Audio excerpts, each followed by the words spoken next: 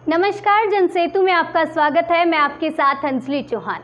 Sushant Singh Rajput suicide case न अभी तक थमा था न ही थमेगा, क्योंकि अब सुशांत सिंह राजपूत सुसाइड केस में एक्टर के पिता ने सुशांत की गर्लफ्रेंड रिया चक्रवर्ती पर सनसनीखेज आरोप लगाए हैं। उन्होंने पटना में रिया के खिलाफ एफआईआर दर्ज कराई है और कहा है कि रिया ने ही सुशांत को सुसाइड के लिए उकसाया था। उन्होंने कई आरोप लगाते हुए बिहार पुलिस से इस मामले की जांच करने की अपील की है। आइए जानते हैं कौन से वो 16 गंभीर आरोप हैं जो रिया चक्रवर्ती पर लगे हैं।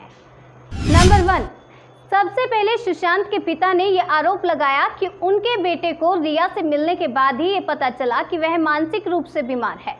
उससे पहले वह बिल्कुल ठीक था। नंबर 2, पिता ने दावा किया कि रिया ने पेशेवर लाभ उठाने के लिए सुशांत और उनके स्टारडम का इस्तेमाल किया। नंबर 3, एफआईआर में सुशांत के पिता ने ये आरोप लगाया कि सुशांत को जब भी फिल्म के लिए फोन आता था तो वह लीड एक्ट्रेस बनने की मांग करती थी। नंबर 4, पिता ने एक्ट्रेस रिया चक्रवर्ती पर आरोप लगाया कि उन्होंने सुशांत के पैसे का इस्तेमाल किया और उनके डेबिट और क्रेडिट कार्ड का उपयोग करके उनका आर्थिक शोषण किया।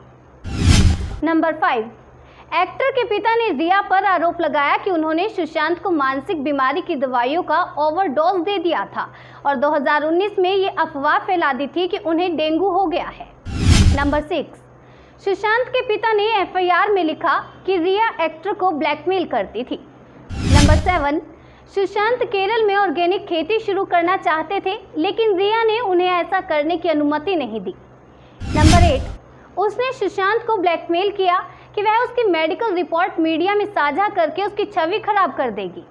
नंबर 9, सुशांत के पिता ने रिया पर आरोप लगाया कि उसने उनके बेटे को उनसे दूर कर दिया था।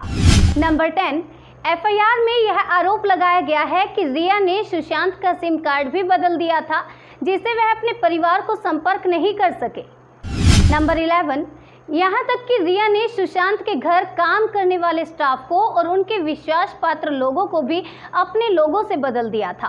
नंबर 12, सुशांत के पिता ने रिया पर आरोप लगाया कि उसने एक्टर के अकाउंट से 15 करोड़ रुपए अनजान लोगों के बैंक खातों में ट्रांसफर कर दिए थे। नंबर 13, पिता ने यह भी दावा किया कि उनके बेटे को रिया और उसके परिवार ने बंधक बना लिया था और वह मिलकर उसे पागल बना रहे थे। नंबर 14, एफआईआर में यह दावा किया गया कि जब सुशांत और उनके पिता की बातचीत हुई थी तो एक्टर ने उन्हें बताया कि वह इस बात को लेकर काफी डरे हुए हैं कि उन्हें मेंटल हॉस्पिटल में भेज दिया जाएगा। नंबर 15, सुशांत के ये कदम उठाने से कुछ दिन पहले रिया उनका घर छोड़कर चली गई थी और अपने साथ कई सारे कीमती सामान जैसे laptop, jewellery, credit card, debit card और सुशांत की मेडिकल रिपोर्ट ले गई थी। नंबर 16, सुशांत के पिता ने यह भी दावा किया कि उनके बेटे को गलत दवाइयां लेने के लिए मजबूर किया गया था। ऐसे में अब सवाल ये उठता है कि रिया चक्रवर्ती क्या करेंगी? वे कौन सा कानूनी रास्ता अपनाकर खुद को इस मामले से दूर करेंगी? अब बताया जाता है कि रिया चक्रवर्ती के वकील 2 कानूनी रास्तों पर विचार कर सकते हैं।